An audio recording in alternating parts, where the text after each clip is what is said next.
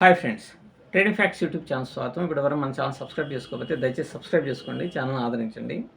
ముఖ్యంగా ఈ వీడియోలో నేను చెప్పేది ఏంటంటే, ఇటువంటి వీడియోస్ అంటే అవేర్నెస్ మనం ఎప్పటి నుంచో అవేర్నెస్ తీసుకొచ్చేటువంటి వీడియోస్ చాలా నంబర్ ఆఫ్ వీడియోస్ తీసుకొస్తున్నప్పటికీ కూడా ఒక రకంగా మన ఛానల్కి అంత గ్రోత్ అనేటువంటిది ఉండలేదు. అది గ్రోత్కి మీరందరూ కూడా కారణం కావాలంటే సబ్స్క్రైబ్ చేసుకోండి, షేర్ చేయండి, 10 మందికి తెలియజేయండి. ఈ పాయింట్లోనికి వెళ్తే మీరు ఈ మధ్య కాలంలోనే చూసి ఉంటారు. జైన్ స్ట్రీట్ వాళ్ళు దాదాపుగా 4,800 కోట్ల రూపాయలు భారతదేశంలో ఉన్నటువంటి స్టాక్ మార్కెట్లో ఒక గ్యాంబ్లింగ్గా మోర్ట్గేజ్ బేస్డ్గా ట్రేడ్స్ అనేటువంటివి చేసి పబ్లిక్ని తప్పుదోవ పట్టించే విధంగా చేసి 2-3 అకౌంట్స్ ద్వారా ట్రేడ్స్ అనేటువంటివి చేసి దాదాపుగా భారతదేశం నుంచి 4,800 కోట్ల రూపాయలు లేపేసేశారు అనేటువంటిది ఒకటి. ఈ 4,800 కోట్ల రూపాయలు ఎవరివి? మనలాంటి సామాన్యమైనటువంటి ట్రేడర్స్వే. ఎఫ్ఐఐలు కానీ డిఐఐలు కానీ పెద్ద పెద్ద బిగ్ షాట్స్ కానీ వాళ్ళకి ఎటువంటి ప్రాబ్లం ఉండదు. డిఐఐల ప్రాబ్లం ఉంటుందా? డొమెస్టిక్ ఇన్వెస్ట్మెంట్ ఇన్స్టిట్యూషన్కి ఉండదు. ఎఫ్ఐఐస్ ఇట్లా లాగుతున్నారు. అయితే ఈరోజు సుభాషిష్ పాణి గారు అది దాదాపుగా 18,000 కోట్ల రూపాయల వరకు వాళ్ళు ఓవరాల్గా ఇండియన్ మార్కెట్ నుంచి, అంటే భారతీయుల సొమ్ము 18,000 కోట్ల రూపాయలు. అంటే భారతదేశంలో మన దేశాన్ని నమ్మినటువంటి ఎక్స్చేంజ్లో ట్రేడ్స్ చేస్తూ భారతీయులు ప్రపంచంలో ఉన్నటువంటి కొంతమందికి అర్పణంగా ఇచ్చింది 18,000 కోట్ల రూపాయలు.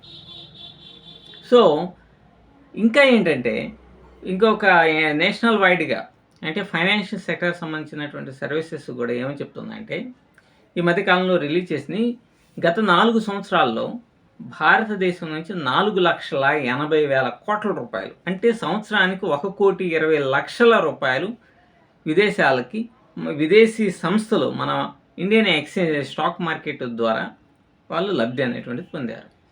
మరి ఇవన్నీ సెబీ చూస్తుంది కదా. ఇన్ని రకాలైనటువంటి యుక్తులు కుయుక్తులు వాళ్ళు పొందుతున్నారు. మన దేశానికి సంబంధించినటువంటి మరి ఇతర దేశస్తులు కనుక ఎంత మనీని కనుక పొందితే ట్యాక్సెస్ అనేటువంటి ఇతర దేశస్తులు ఇన్వెస్ట్మెంట్ చేసినటువంటి వాటికైనా తక్కువ ఉంటుంది. వాళ్ళు ఏమన్నా ఫారెక్స్ నిల్వల్ని భారతదేశం నుంచి తరలకు వెళ్తున్నట్టే కదా లెక్క.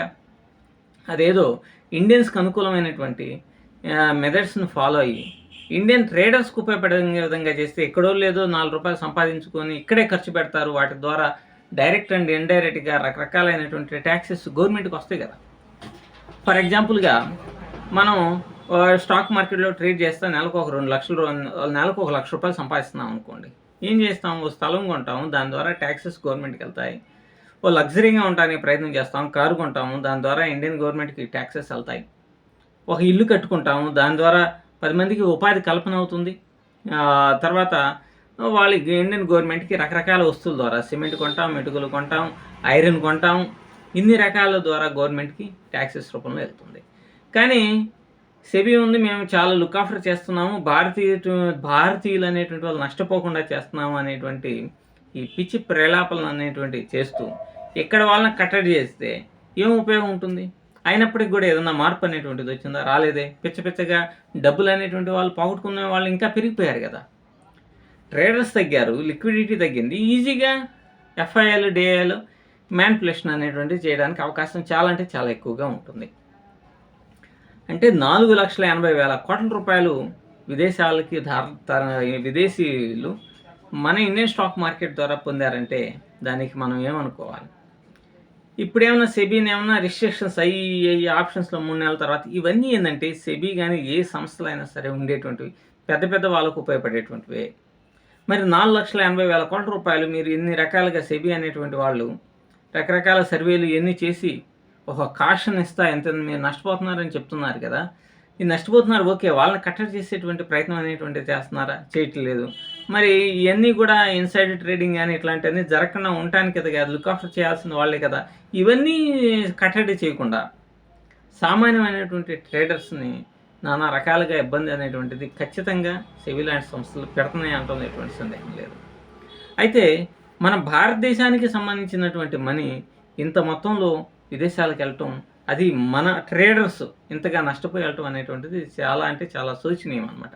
అందుకనే నేను ట్రేడర్స్కి చెప్పేది ఏంటంటే, ఫస్ట్ మీరు ట్రేడ్ అనేటువంటిది చేసేటప్పుడు ఒక స్ట్రాటజీని ఇప్పుడు ఎంత పెద్ద మ్యానిపులేషన్ అయినా చేయనీ కాక మీరు పక్కా స్ట్రాటజీని కనుక ఇంప్లిమెంటేషన్ చేయగలిగేటట్టయితే, పక్కాగా స్టాప్ లాస్ని మెయింటైన్ చేయగలిగేటట్టయితే, ఫర్ ఎగ్జాంపుల్గా మీ దగ్గర ₹1,00,000 ఉన్నాయి.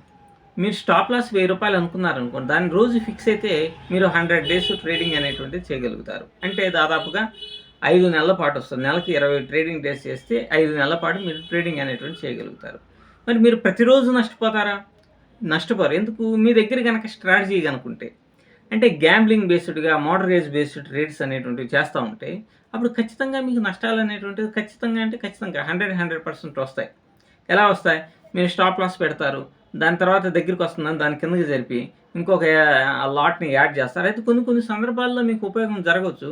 కానీ లాంగ్ రన్‌లో మాత్రం ఇది చాలా అంటే చాలా నష్టాన్ని కలిగిస్తది. అంతేకాకుండా స్టాక్ మార్కెట్‌లో ట్రేడ్ చేసేటప్పుడు వరస్ట్ సినారియో ఏంటంటే, మీరు మార్ట్‌గేజ్ ట్రేడ్స్ యాడ్ చేసుకుంటా పోవటం అనేటువంటిది. ఫర్ ఎగ్జాంపుల్‌గా మీరు ఒక లాట్ తీసుకున్నారు. ₹1,500 లాస్ వచ్చింది. వెంటనే అక్కడ ₹1000 లాస్ రాంగానే ఇంకొకటి యాడ్ చేస్తారు. ఇంకోటి యాడ్ చేస్తారు. అంటే ఇక్కడ మీకు ట్రేడింగ్‌కి సంబంధించినటువంటి ప్లాన్ లేదు. తర్వాత మీరు ట్రేడింగ్‌కి ఒకటి యాడ్ చేసుకుంటా పోతే, ఒకవేళ ఇన్ కేసు అప్ సైడ్ వెళ్ళేటువంటిది డౌన్ సైడ్ బ్రేక్ వచ్చిందనుకో, అప్పుడు అది డౌనే వెళ్ళిపోతా ఉంటుంది గానీ, మరలా ఎక్కడ తిరిగి పైకొస్తది? అంటే మీరు ఫస్ట్ లాట్‌ని క్లోజ్ చేయకపోవడం ద్వారా, దాని యొక్క లాస్ పెరుగుతుంది. రెండో లాట్‌ని యాడ్ చేయడం ద్వారా దానికి లాస్ వస్తుంది. మూడో లాట్, నాలుగో లాట్ ఇట్లా యాడ్ చేయడం ద్వారా ఆల్మోస్ట్ ఆల్‌గా మీ క్యాపిటల్ మొత్తం ధ్వంసం అయ్యేటువంటి ప్రమాదం ఉంటుంది. సో, దీనివల్ల ఏమవుతుంది? మీ క్యాపిటల్ ప్రొటెక్షన్ అనేటువంటిది ఉండదు. మీరు సరైనటువంటి రిస్క్ రివార్డ్ రేషియోని మెయింటైన్ చేయలేకపోవడం అనేటువంటిది కూడా వాస్తవమైనటువంటి పరిస్థితుల్ని మీరు ఖచ్చితంగా గమనించాలి. నేను స్టార్టింగ్ లెవెల్‌లో ఇట్లానే చేసేవాడిని. బట్ మనల్ని మనం సరిదిద్దుకోకపోతే స్టాక్ మార్కెట్‌లో మనం నిలబడేటువంటి పరిస్థితులు ఖచ్చితంగా అంటే ఖచ్చితంగా ఉండవు. ఫర్ ఎగ్జాంపుల్‌గా ఈరోజు మీరు గనక 1:2 రేషియోలో ఉన్నటువంటి స్ట్రాటజీని బిల్డప్ చేసుకున్నారనుకోండి. నంబర్ ఆఫ్ ఉన్నాయి 1:2 రిస్క్ అండ్ రివార్డ్ రేషియోలో ఉండేటువంటి స్ట్రాటజీస్ యూట్యూబ్ ప్లాట్‌ఫామ్‌లోనే నంబర్ ఆఫ్ ఉన్నాయి. ఒక్క స్ట్రాటజీని తీసుకోండి. స్టాప్ లాస్‌ని పక్కాగా మెయింటైన్ చేయండి. ఖచ్చితంగా అది సక్సెస్ అనేటువంటిది కాలేదు ఈరోజు. ఒక వే నష్టపోయింది. నెక్స్ట్ డే ఒకవేళ అది కూడా నెక్స్ట్ డే కూడా నష్టపోయిందనుకోండి. థర్డ్ డే అనేటువంటిదైనా సక్సెస్ అవుతది కదా! థర్డ్ డే సక్సెస్ అయ్యేసరికి మీ నష్టాలు మొత్తం కవర్ అయిపోతాయి. కానీ మనం ఏం చేస్తాం ఫస్టే ఈ యాడ్ చేసుకోవటం ద్వారా ఆ నష్టం అనేటువంటిది 5,000, 6,000 వచ్చిందనుకోండి. ఈ 5, 6,000 మళ్ళా కవర్ చేసుకోవడానికి ఇంకెంత టైం పడుతుంది? అంటే ఈ ట్రేడింగ్‌లోనే ప్లానింగ్ అనేటువంటిది లేకపోతే ముందు ట్రేడింగ్స్‌లో ప్లాన్స్ ఉండి మీరు ఎట్లా లాస్‌ని రికవర్ చేయగలుగుతారు? చేయటం కష్టంగా అవుతుంది. కాబట్టి మనం ఖచ్చితంగా ఏం చేయాలంటే ప్లానింగ్ అనేటువంటిది మోస్ట్ ఇంపార్టెంట్. ప్లానింగ్ గనక లేకపోతే ఖచ్చితంగా మనం నష్టపోయేటువంటి ప్రమాదం ఉంటుంది. మన దగ్గర ప్లాన్ లేకపోవడం వల్లనే మన అమాయకత్వాన్ని, మనలో ఉండేటువంటి ఆహ్, ఆశని, అత్యాశని దానితోటి చాలామంది ట్రైనర్స్ వీళ్ళందరూ ఉన్నారు. చాలా అత్యాశని పబ్లిక్‌లో ట్రేడర్స్‌లో కలిగించేసి, వాళ్ళు ఎలా పడితే అలా ట్రేడ్ చేసేటువంటి కారణమైనటువంటి వాళ్ళు ఉన్నారు. కాబట్టి ఎవరిని నమ్మకుండా మిమ్మల్ని మీరు నమ్ముకొని 1:2 రేషియోలో ఒక్క స్ట్రాటజీని గనక మీరు పక్కాగా ఇంప్లిమెంటేషన్ చేయగలిగితే, అప్పుడు ఈ బిగ్ ప్లేయర్స్ యొక్క పప్పులు ఉడకకుండా చేయడానికి ప్రయత్నం చేయొచ్చు.